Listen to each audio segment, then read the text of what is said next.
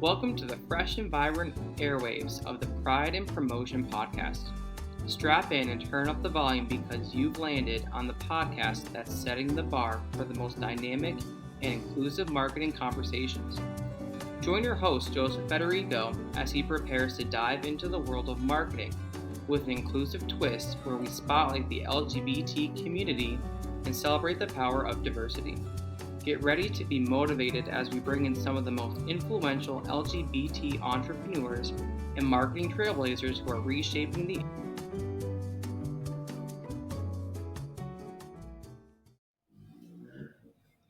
Hey everybody, this is Jay Federico of Jay Federico Marketing and the host of the Pride and Promotion podcast. I have a very special guest today, Christian Garcia, and I'd like to give him the floor and introduce himself. So Christian, welcome. Joseph, thank you so much for having me on. I'm just so thrilled to be here. Thank you so much for having me on. It was so great talking to you last week and just discussing our interests and your own podcast and everything. I just find it so thrilling and just so invigorating. Thank you. I mean, this is, I love that. And thank you for your time and your patience on, coming on. We have so much to talk about because offline in the pre-green room, we had so much to talk about your podcast, which we'll get into in a few moments, the evolution of, the queer community and marketing. And that's why we're here, to build communities and connect. Well, I can't wait to talk about it. So why don't you give us a little introduction to, let's start with who you're currently working for, and then we'll tie in with that, and then promote your own podcast, and then we'll roll into some marketing stuff. Sure. Well, I am a social media intern at Ivory Tower Boiler Room, hosted by Dr. Andrew Rimby. That's right. I'm sorry? No, I said that's right. Yeah. That's right. Yes. Forgive me. So I've known him for about a year, give or take. He was on my very first episode that I did. I also host that Old Gay Caustic Cinema. There you do. On Apple, Spotify, wherever you listen to podcasts. I would love to hit Audible, but that might need a little bit more work. But we'll get there. Yeah, exactly. Over time. Only time. So how did you, so everyone listening, and you know this from past episodes, and thank you for the support, Christian, by the way, for finding me through social media. Guys, social media literally works. Yes. And we'll talk about that also, down the line and on these episodes. However, how did you get involved with Dr. Andrew Rimby, who was a guest a few weeks ago on Pride and Promotion? He's amazing, doing amazing things for the community, learning social media, teaching courses on how to podcast. But how did you get involved with that? I believe it was, I can't remember if it was me who contacted him or him that contacted me about starting up my podcast and just launching it. And I asked him if he would like to participate in my first episode, which was The Sound of Music. And he did. He was very enthusiastic. He told us all about his side of the story with Broadway and his own story with The Sound of Music. He was actually Captain Von Trapp in his school that they did a school play of Sound of Music. And since then, we've been working very closely. I also collaborate with him. I also host the Smash Rewatch podcast on his platform as well. And I've been helping him with his social media video clips and just anything social media wise. I've been helping him with that. So you wear a lot of hats is what you're saying. Yes, I wear a lot of hats. Hats. We have to hustle as podcasters and marketers, right? Like if you want the content to roll, even though you can schedule it out, you still have to roll the content behind the scenes and get it ready for the next episode. Exactly. So what was your initial interest in social media working with Andrew? Oh my goodness. Well, it actually came by my class. I'm actually I will be graduating college and I'm in my last semester, and in one of my courses is a humanities internship course. And I asked Andrew if he knew anything about interning, and he told me that he asked me if I would be more than happy to intern with him and see how the behind the scenes of a podcast work, and then work with that, and then implement that with my own strategies and marketing. And that's why I got in contact with you, and the ball has been rolling since then. And what I've been doing with Andrew has just been so heartwarming and invigorating, and just I get ideas like rapid fire, and it's just been so rewarding working with him. That's amazing. And that's a blessing too, Christian, because, sometimes, and this is totally fine, I'm not calling anybody out, but I've been there myself many, not to age myself, thank you very much, but many moons ago, we don't always have the creative touch to come up with the topics for a podcast or for social media. So what is your process in which you utilize when working with Andrew, but your own podcast to get the word out? And what's your favorite platform to utilize, just going forward in producing? Oh my goodness. Well, first off, I'll start with the platform. Forgive me. You're good. Yeah. I use Anchor, Spotify. Well, it used to be Anchor. Now it's Spotify for podcasters. That's what I use to roll out my episodes. But I also, since I'm not really tech savvy in that way of learning what the how-to is for using that platform to help edit my episodes, I edit them myself. I use an app called Wavepad Sound Editor, and I just save. It automatically saves the episode every time that I record an episode. Right. And I just edit it through that app, and I put in the ads, and then once I finish editing it, once I make sure that my procrastination is not that my perfection but is perfect or is fine with it, then I just save it and I put it out there to the world. Or there's sometimes where I schedule an episode to release. Those days I'm actually really excited because I get to work more with Andrew, and I get to also focus on my studies, which helps a little bit. Which is great because you're learning, but you're also learning something that's not really taught in schools. Exactly. And I personally think it should, you know what I mean? Because now media is so important, especially the digital age, and social media marketing. Exactly. So what do you use to promote? Like what's your go-to platform in promoting your podcast? I know I see you all over the place, but I want you to tell the audience, hold the mirror up, right? And be like, here's the platform to use and why. And then we'll dissect that then as the next part of this conversation. Right now, I'm just using Instagram. I'm learning baby steps how to use TikTok, but my main platform to broadcast my podcast and also to help Andrew with his own podcast is Instagram for me, because I'm just learning so far, and he's helping me with learning which platforms are the best to use and which ones are.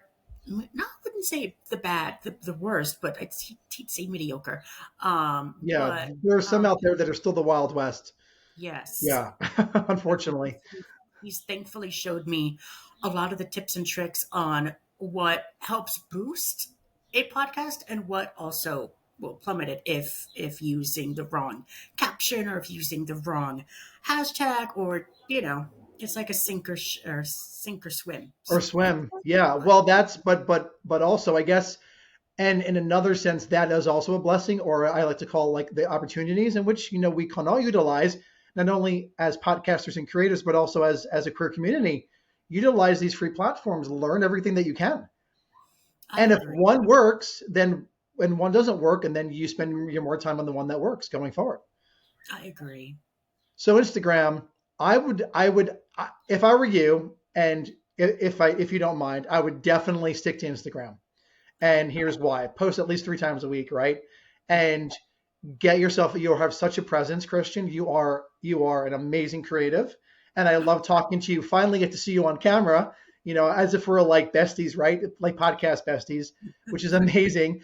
But I would definitely get yourself more on camera. Talk about your behind the scenes on your podcast, and even do maybe like 3 or 4 stories a week too, to just boost up your metrics, to make sure that you are building up your persona at the same time while promoting your podcast. Would be an amazing way.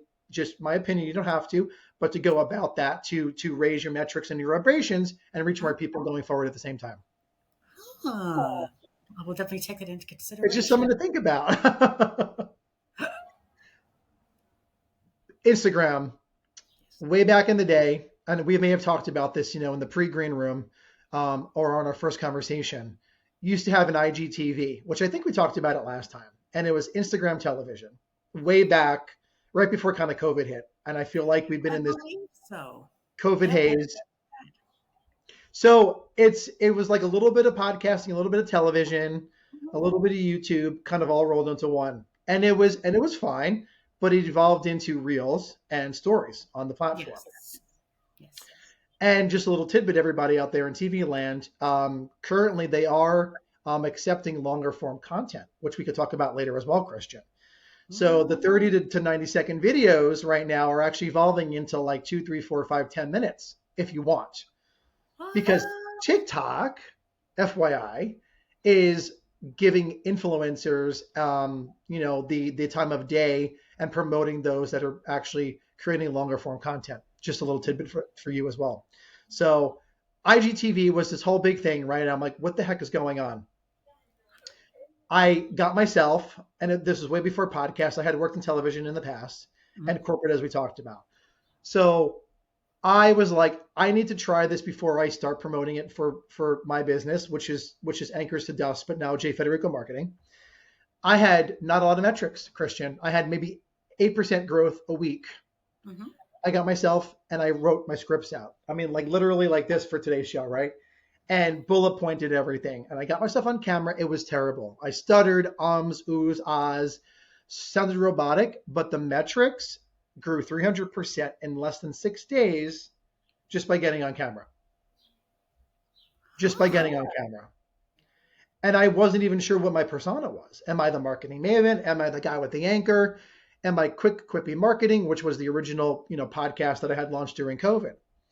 So the moral of the story is, especially now that platforms are actually encouraging, creatives like us, like you, like Andrew, to get on camera.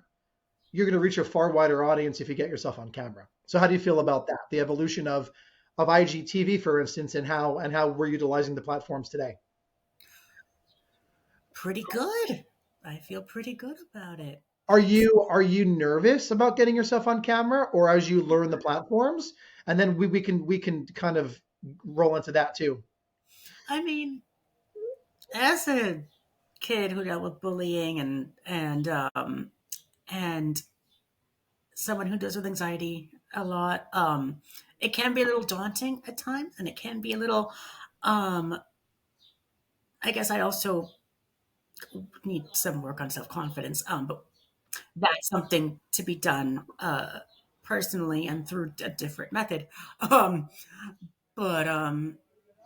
I think I can definitely see myself using social media. Oh, so Christian, we were talking about all the social platforms, the Instagram, the evolution, IGTV. Yes.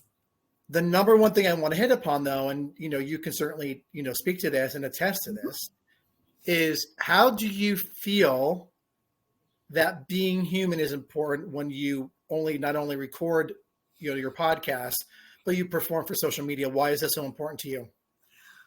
Oh, goodness. That is wow. It's a doozy, but here we are. It's a doozy, but it is an amazing doozy. Let me think. I think that being human shows that, especially when you're representing mm-hmm. your own platform versus as well as media and your own community, to show people that you're human means to show people that you're vulnerable and you're able to work through whatever messiness you have going on in your life to give people content that you think that they would like. And right, spot on. For me, when I'm thinking of recording episodes, see, I think I've shown you the list of films that I have.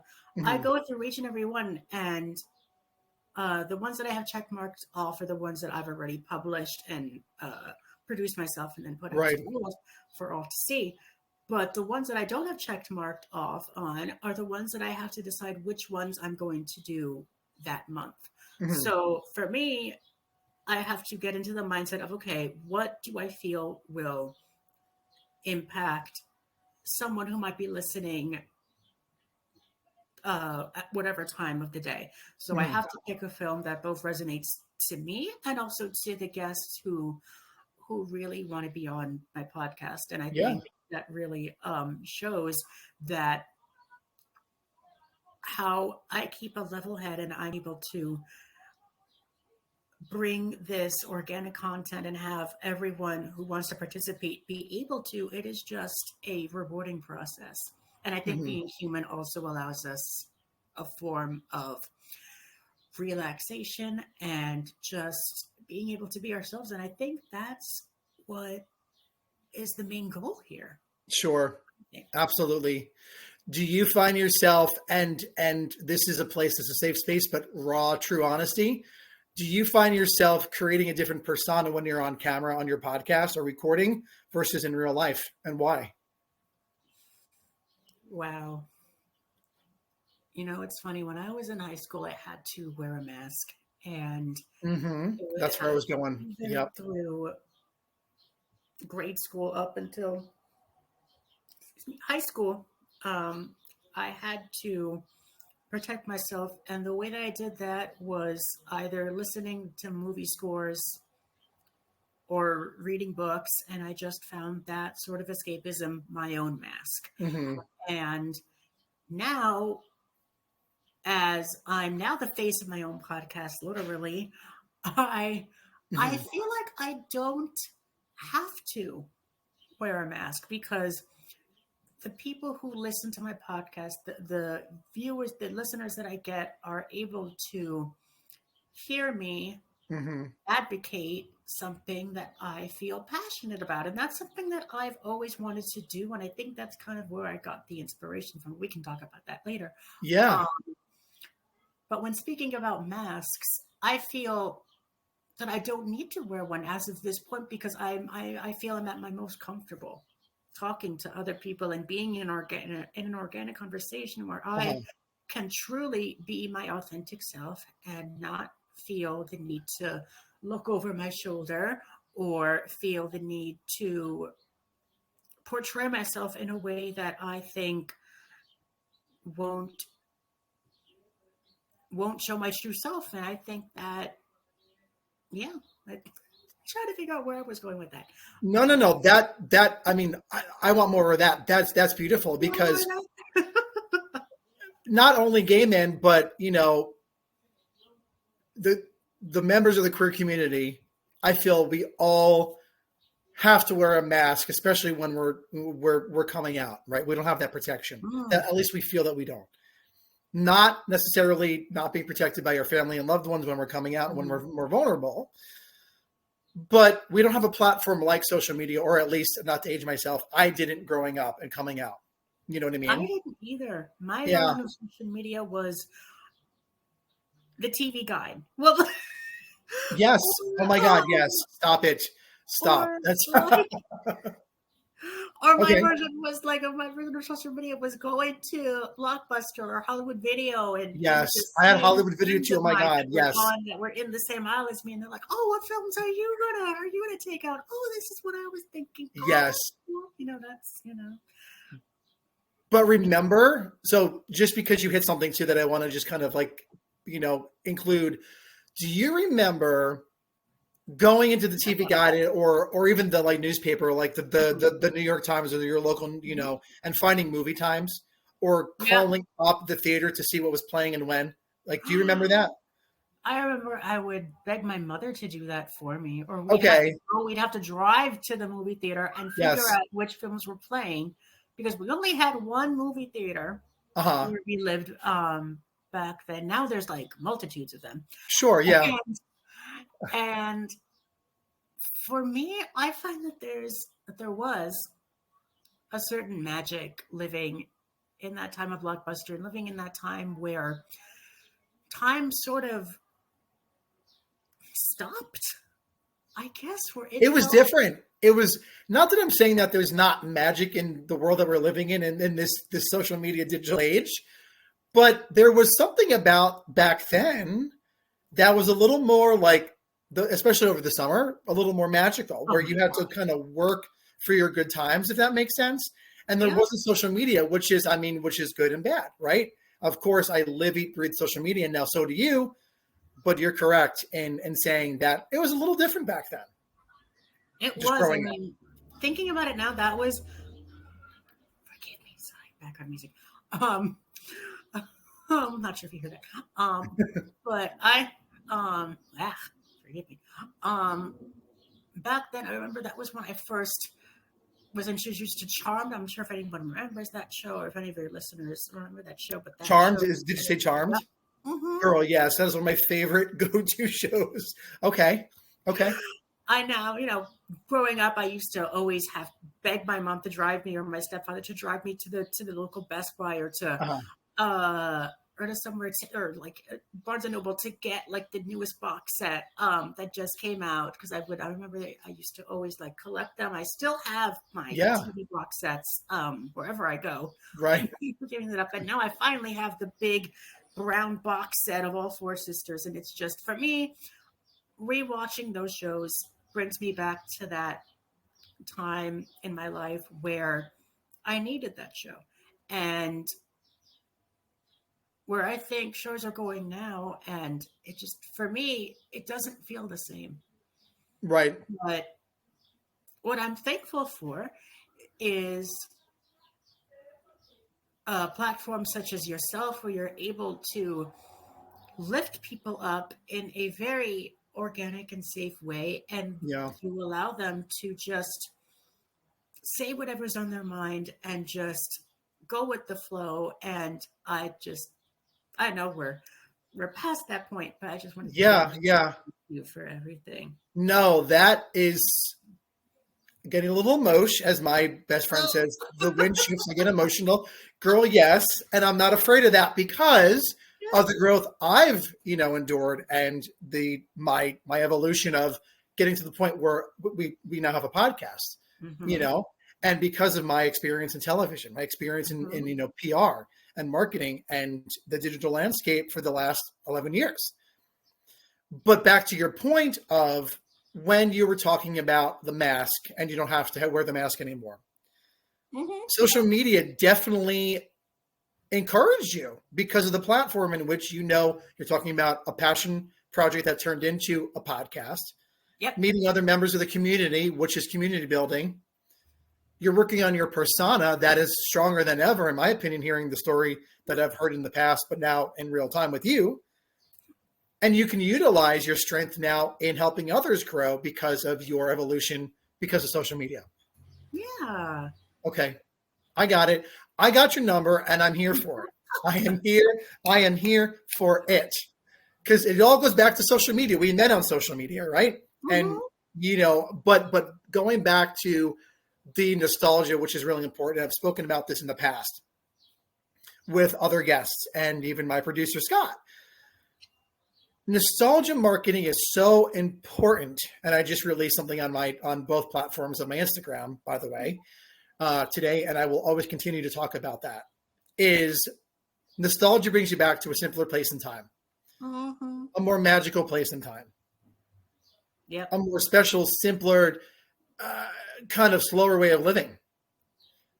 In marketing, that especially with your podcast, Christian, that's so important. So how do you utilize, or do you plan on utilizing nostalgia marketing with the movies that you are talking about and the shows?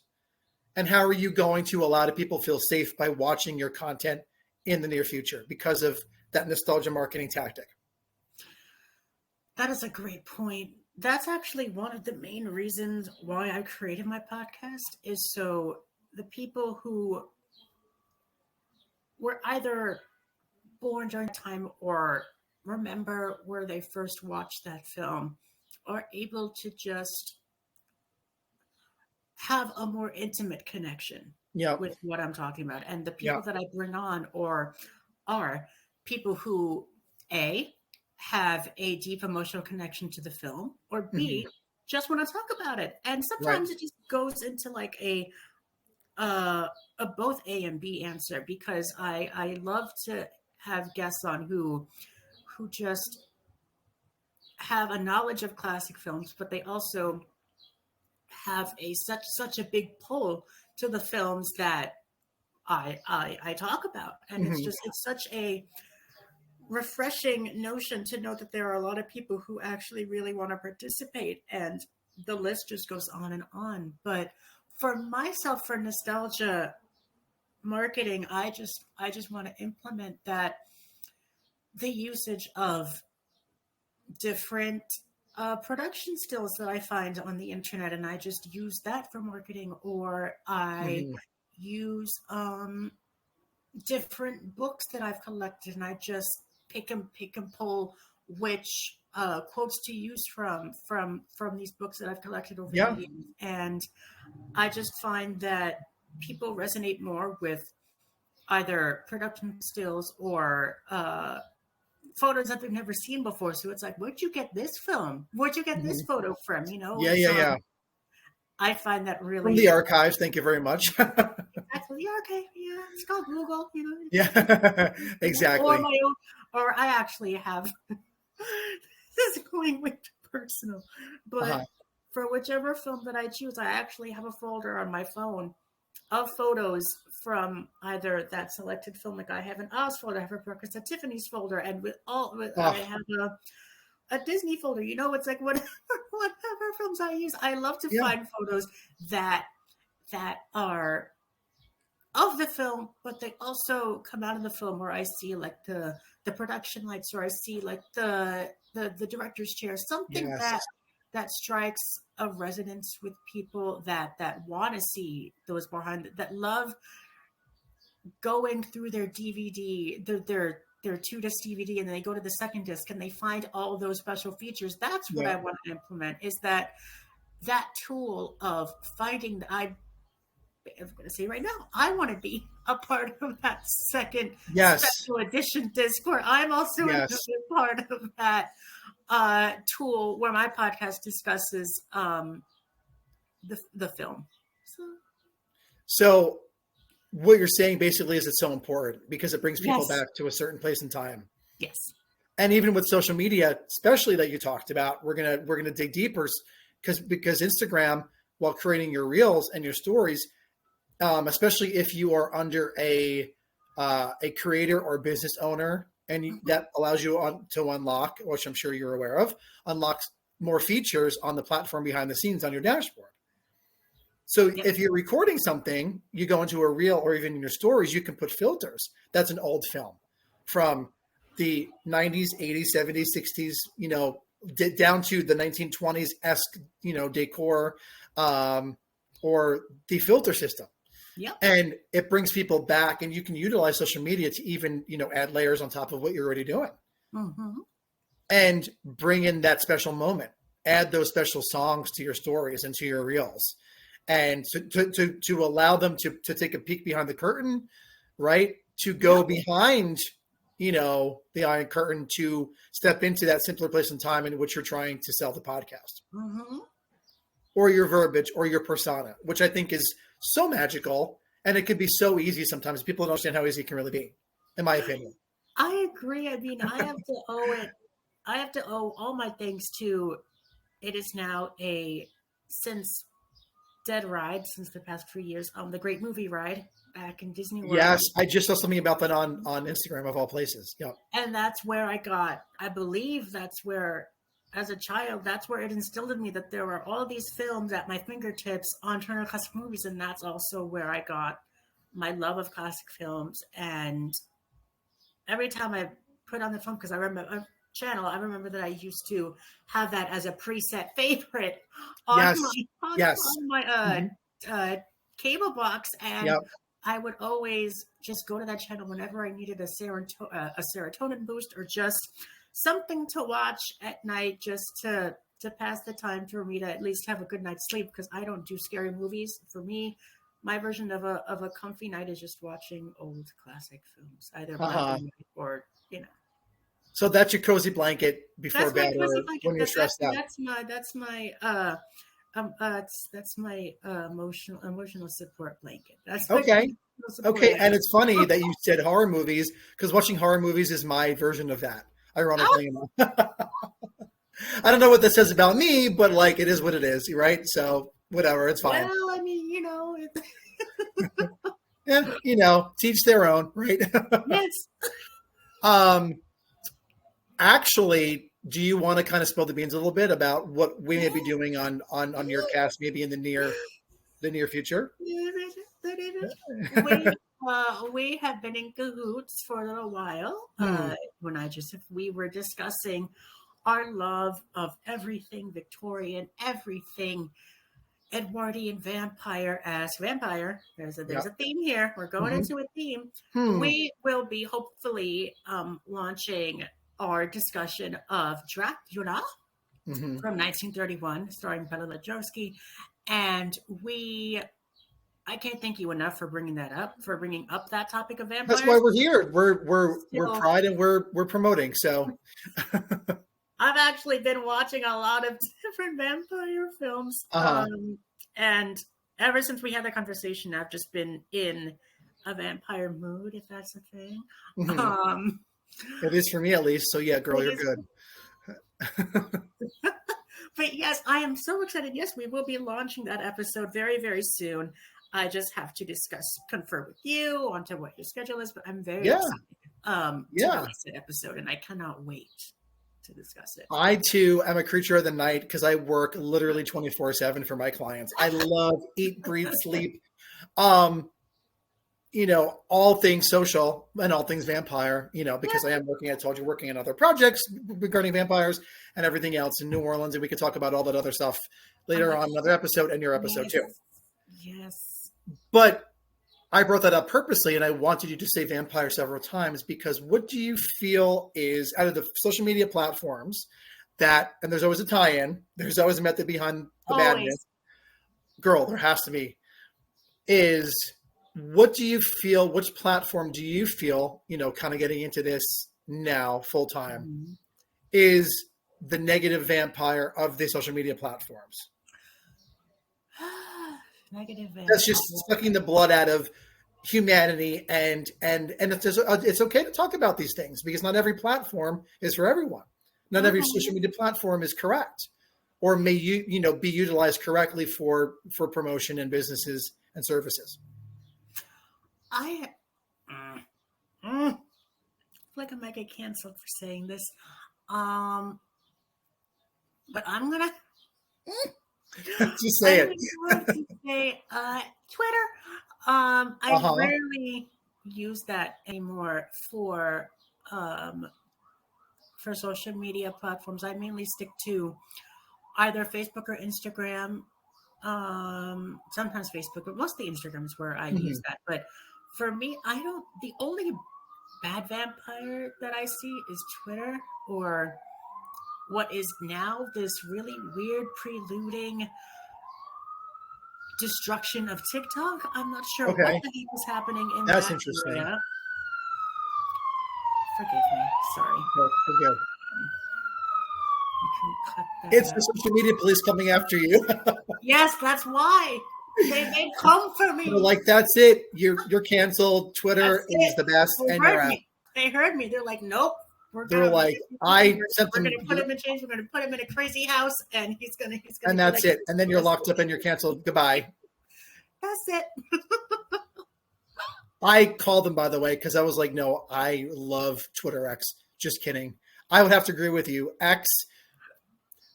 I would have to agree. We're going to categorize it before X started demanding money out of us, and I'm just like, where? Correct. And you can't send people messages. You have to be a verified member, and if you're not a verified member, then you can't do certain things, and like you have to do like a certain payment. I'm like, but why? To be verified, which is fine. I can assist with Twitter X. I'm hearing a lot more people referring to it as Twitter X. It's like, one new world. I would have to agree.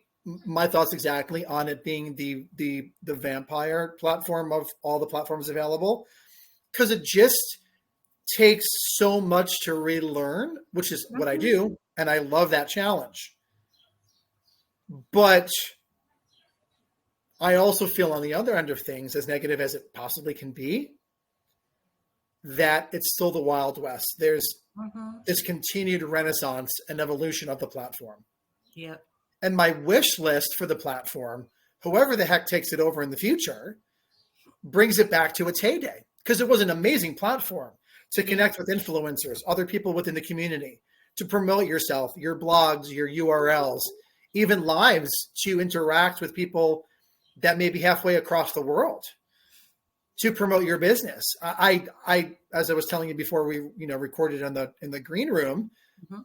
I used to utilize Twitter and when I worked in corporate, to have war rooms. Literally, tweetdeck.twitter.com was a scheduler, but also a real-time ticker, what was going on in the, when you had to funnel and categorize your content when you were in a tweet chat, for instance, mm-hmm. and you can connect with people for 20, 30, 60 minutes at a time and do business together.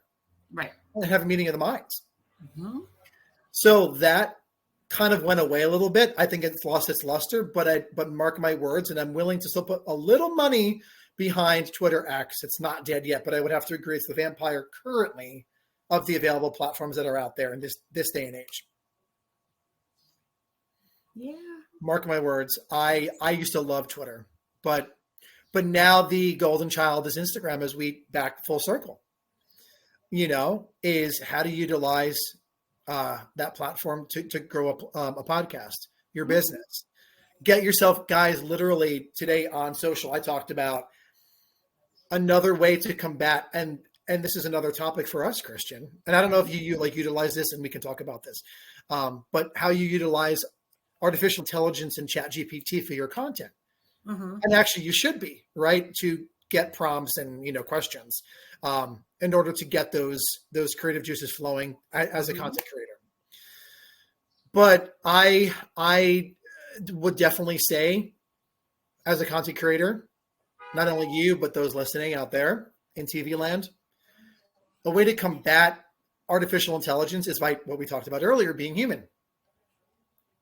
You pick up this little device, you literally start recording, be human, mm-hmm. right?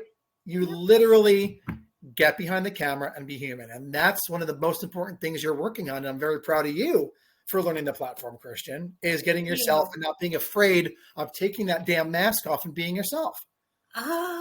It's taken a while, but I'm slowly but surely. Yeah.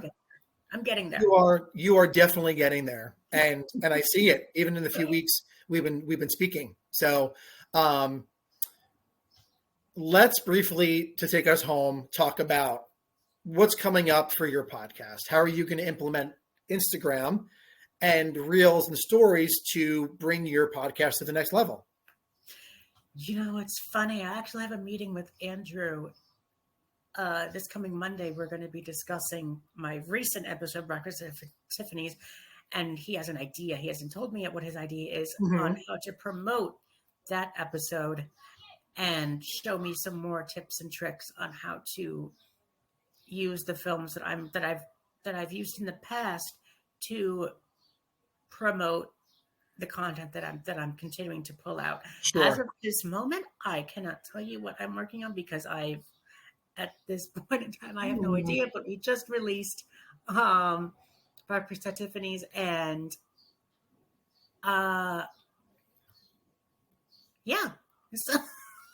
So there's fun, exciting stuff coming down the pipeline as far as your podcast is concerned.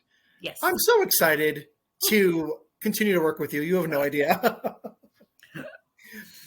And the sky really is a limit as far as utilizing different pieces on the Instagram platform. If you're a creator, especially, or if you're a business owner on that platform, mm-hmm. Moving forward.